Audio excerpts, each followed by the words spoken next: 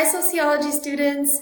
So now is your second unit, right, on socialization, and we have a lot to discuss. It's actually a really fun unit. I hope you enjoy the lessons. They're one of my favorites to teach. So let's get started. We're going to be looking directly into what is macro and micro sociology and what's the differences between the two.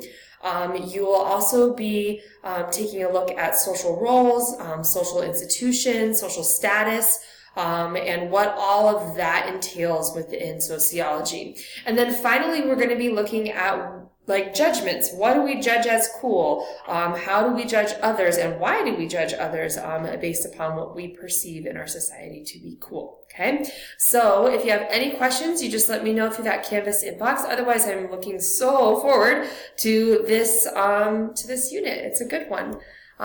See you later, guys.